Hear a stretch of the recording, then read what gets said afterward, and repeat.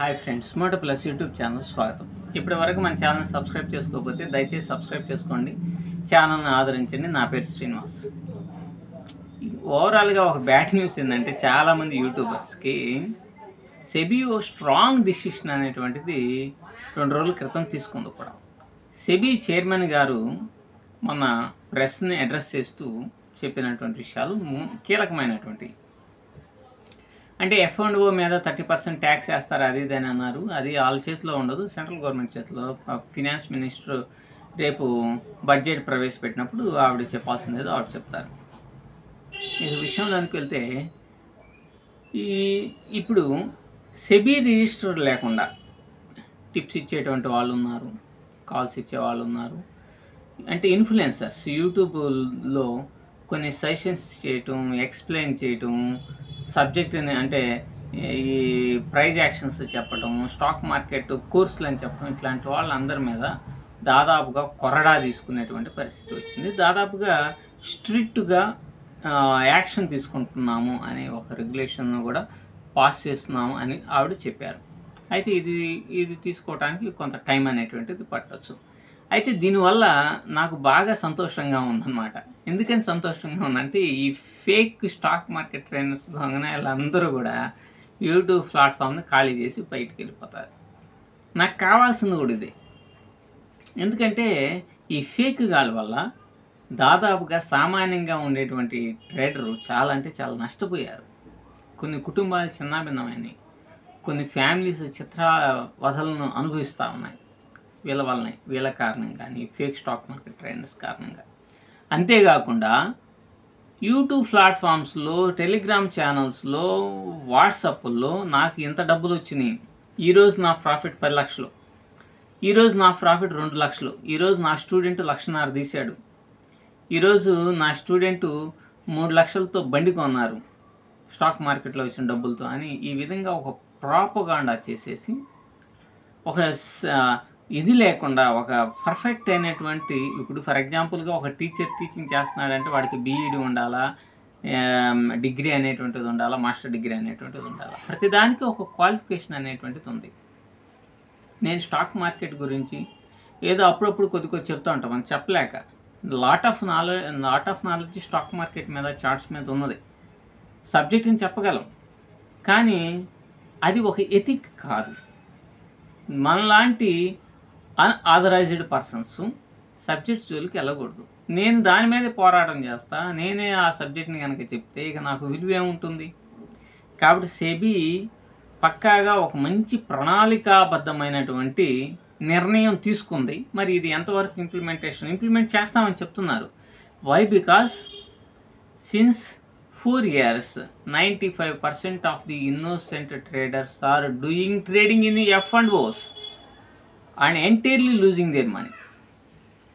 అంటే ఈక్విటీలో చేయరు, ఈ ఫేక్ గాళ్ళు వస్తారు కదా, రాగానే ఆప్షన్ ట్రేడింగ్, బ్యాంక్ నిఫ్టీలో ఈ స్పాట్ ఈ ప్రీమియం తీసుకోండి, ఇది తీసుకోండి, అది తీసుకోండి అని ఓదర్లో కొట్టేస్తారు. ఒకటి వీళ్ళు కూడా ఏంది ట్రేడ్ చేసేటువంటి, వాడికి 1 లక్షలు వచ్చినాయి, మనం కనీసం 50,000 తీగిపోతే ఎట్లా అంటూ 25,000 పెట్టుబడి తీసుకుని వస్తాడు, 25,000 మింగిపోతాడు. ఇంకా ఏంటంటే ఈ ఫోన్ కాల్స్ చేసి మిమ్మల్ని మీ అకౌంట్ హ్యాండ్లింగ్ ఇవ్వండి అని చెప్పేసి అడుగుతూ ఉంటారు కదా, ఇటువంటి వాళ్ళు కూడా ఇక తగ్గేటువంటి అవకాశం ఉన్నది. ఇటువంటి వాళ్ళ మీద కనుక కంప్లైంట్ చేస్తే ఆ నెంబరు అది వస్తుంది కదా, ఆ నెంబరు అది తీసుకొని సెబీ వాడు ఒక కంప్లైంట్ సెంటర్ను కూడా పెట్టబోతున్నాడు. ఇప్పుడు యూట్యూబ్లో ఎవడైతే వీడియో చేసి చేస్తా, ఇక నేను మొత్తం సెర్చ్ చేస్తా, ఎవడైతే చేస్తాడో ఇప్పుడు అంతా అవన్నీ నెంబర్స్ ఇవన్నీ కూడా. అంటే ఒక డెసిషన్ తీసుకున్నాక అది ఇంప్లిమెంటేషన్కి, ఫంక్షనింగ్కి కొద్దిగా టైం పడుతుంది. ఈ టైం పెట్టినాక ఎవడెవడు ఏ రికమెండేషన్లు చేస్తున్నాడు, ఎవడేది చేస్తున్నాడని డైరెక్ట్గా సెబీకి కంప్లైంట్ చేసి పారేసాం అనుకో, మనం చేయాల్సిన పని లేదు, వాళ్ళే చూసుకుంటారు. కాబట్టి ఇటువంటి వాళ్ళ యొక్క దుకాణాలన్నీ బంద్ అయ్యేటువంటి అవకాశం ఉన్నది. సో అలాగే నా ఇంకొక కోరిక కూడా ఏంటంటే, రెఫరల్ లింక్స్ మీద ఇప్పటికీ కూడా ఈ బ్రోకరేజెస్ దొబ్బేస్తున్నటువంటి బ్యాచెస్ ఉన్నాయి. ఇప్పుడు యూట్యూబ్ ప్లాట్ఫామ్ నుంచి మాయమైన వాళ్ళే ఈ మురుగు గబ్బుగాడు ఒకడు ఉన్నాడు కదా, మురుగు కాలువగాడు, వాడు 150,000 మంది సబ్స్క్రైబర్స్ ఉన్నారు. వాడి కనీసం ఒక 10-20 వేల మంది అయినా సరే వాడి రిఫరల్ ద్వారా ఇప్పటికీ ట్రేడింగ్ చేస్తూ ఉంటాడు కదా. మరి వాడు అందరినీ ఉద్ధరిస్తాను అన్నటువంటి వాడు మాయమయ్యాడు కదా. వాడికి ఇప్పటికీ రిఫరల్ లింక్ ద్వారా డబ్బులు వస్తున్నాయి. అలాగే మన బ్రదర్స్కి కోట్ల రూపాయలు, లక్షలాది రూపాయలు వస్తున్నాయి ఎవ్రీ మంత్ రిఫరల్ లింకుల ద్వారా. వాళ్ళకి దగ్గర అయితే 1,00,000 మంది పైనే ఉంటారు రిఫరల్ లింక్ ద్వారా ఓపెన్ చేసినటువంటి వాళ్ళు.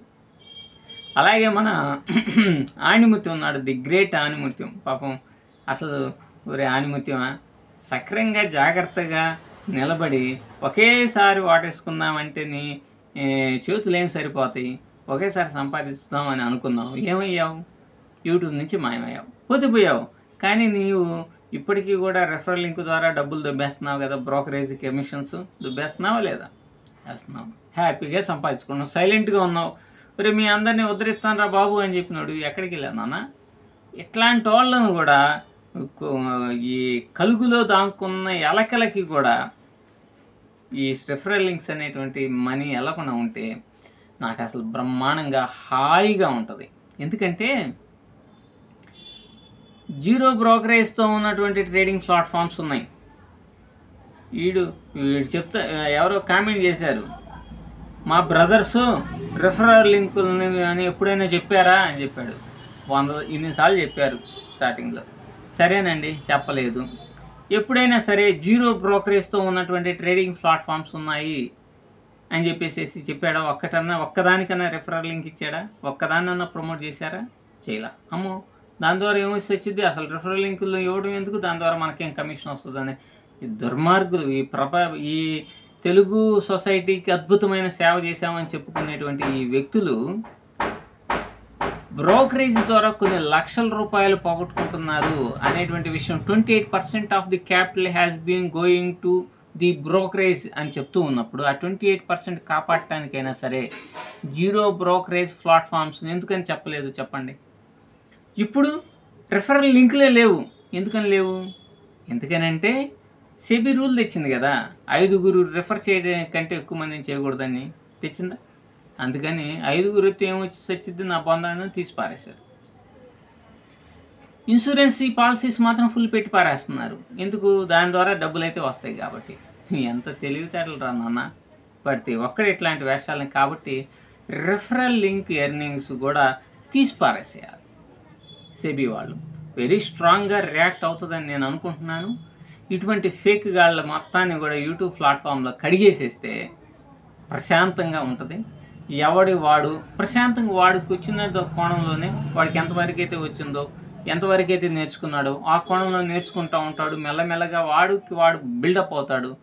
అప్పుడే సక్సెస్ఫుల్ ట్రేడర్ అవుతాడు.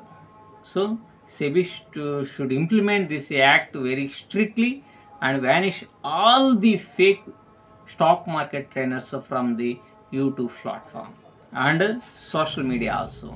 Thank you SEBI.